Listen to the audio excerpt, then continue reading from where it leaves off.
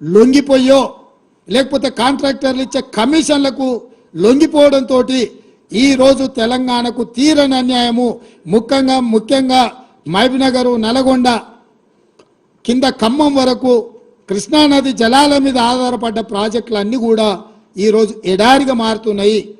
ఆనాడు తెలంగాణ ప్రాంత ప్రజలు కొట్లాడితే 2003లో కల్వకుర్తి లిఫ్ట్ ఇరిగేషన్ నాగం జనార్దన్ రెడ్డి లాంటి వాళ్ళు కొంతమంది ఆ రోజు గట్టిగా పట్టుబడితే 2003లో కల్వకుర్తి ఎత్తిపోతలకు పునాది రాయబడ్డది.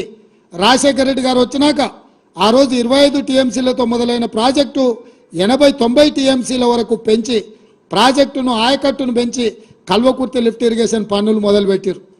కానీ ఉమ్మడి రాష్ట్రంలో ఆ ప్రాజెక్టులు పూర్తి కాలే.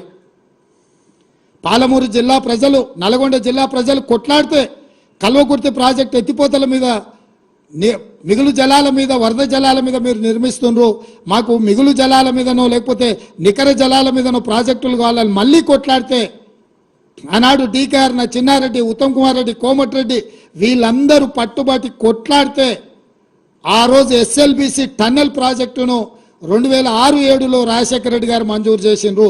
దాదాపుగా పర్ డే టన్నెల్ ద్వారా లిఫ్టులు లేకుండా పర్ డే ఆఫ్ టీఎంసీ తరలించే ఎస్ఎల్బిసి ప్రాజెక్టును ఆ రోజు రాజశేఖర రెడ్డి గారు ముఖ్యమంత్రిగా ఉన్నప్పుడు జలయజ్ఞంలో భాగంగా తెలంగాణకి ఇచ్చిండ్రు. 3,60,000 ఎకరాలకు నీళ్ళు ఇవ్వడానికి అవకాశం ఉండే ఎస్ఎల్బిసి ఉమ్మడి రాష్ట్రంలో 42 కిలోమీటర్లు టన్నెల్ను తవ్వడానికి టీపీఎం మిషన్లతో పనులు మొదలు పెడితే తెలంగాణ రాష్ట్రం వచ్చే సమయానికి 30 కిలోమీటర్లు పూర్తి చేసిండ్రు. 8 ఏళ్లలో వాళ్ళు 30 కిలోమీటర్లు టన్నెల్ కొట్టి శ్రీశైలంలో టైగర్ రిజర్వ్ ఫారెస్ట్ అనుమతులను తెచ్చుకోవడం కష్టమని టన్నెల్ బోర్ మిషన్ ద్వారా ఆ రోజు పనులు మొదలుపెట్టారు.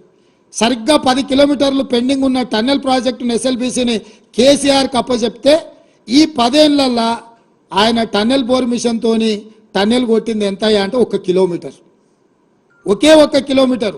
ఇంకా 9 కిలోమీటర్లు ఎస్ఎల్బిసి పూర్తి కాక ఆడ ప్రాజెక్ట్ ఏడుస్తున్నది.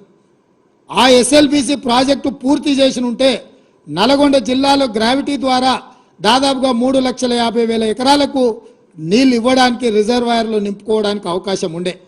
తెలంగాణ వచ్చిన అదే నిర్లక్ష్యం, అదేవిధంగా తెలంగాణకు అన్యాయం చేసిన ఎస్ఎల్బిసి ప్రాజెక్టును పూర్తి చేయలేదు. ఇవాళ మళ్ళీ మేము వచ్చిన తర్వాత మొన్న ఉత్తమ్ కుమార్ రెడ్డి గారి నేతృత్వంలో ఎస్ఎల్బిసి ప్రాజెక్టును ఎట్లా పూర్తి చేయాలి త్వరితగతిన. ఇంత నిర్లక్ష్యం ఉమ్మడి రాష్ట్రంలో జరిగిన నిర్లక్ష్యానికంటే ఎక్కువ నిర్లక్ష్యం తెలంగాణ రాష్ట్రంలో చంద్రశేఖరరావు ముఖ్యమంత్రి అయిన తర్వాత నష్టం జరిగింది. తెలంగాణ ఫ్లోరైడ్ ప్రాంతానికి అన్యాయం జరిగిందని చెప్పి మేము సమీక్షించి ఇవాళ ఆ ప్రాజెక్టును మేము పూర్తి చేయాలనే ప్రయత్నంలో మేమున్నాం.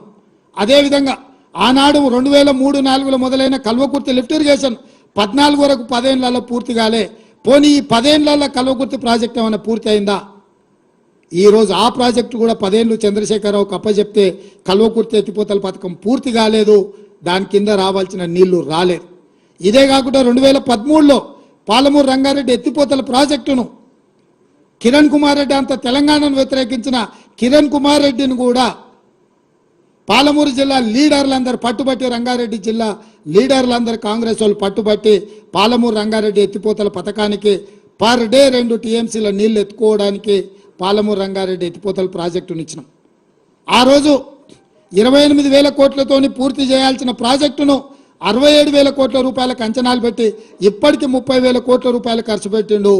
1 ఎకరాకు కూడా, 1 గుంటకు కూడా నీళ్ళు ఇవ్వలేదు. ఈ 10 ఏళ్ళు పాలమూరు రంగారెడ్డి ఎత్తిపోతల పథకం పడవ పడ్డది.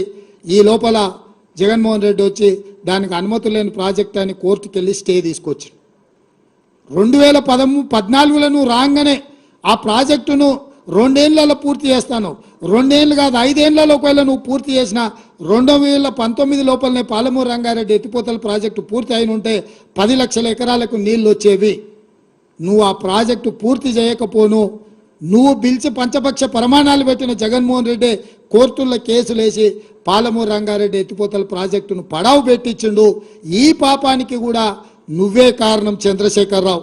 అదేవిధంగా ఈరోజు పదే చంద్రశేఖరరావు అంటున్నాడు, కాంగ్రెస్ అధికారంలోకి రాగానే మేము ప్రాజెక్టులను కేంద్ర ప్రభుత్వానికి మేము స్వాధీనం చేసినాం, దీనికి పూర్తిగా బాధ్యత ఈరోజు కాంగ్రెస్ ప్రభుత్వం బాధ్యత వహించాలి, దాంట్లో భాగంగానే మేము ప్రజా ఉద్యమాలు చేస్తామని మాట్లాడుతున్నారు. నువ్వు ప్రజా ఉద్యమాలు చేయడానికి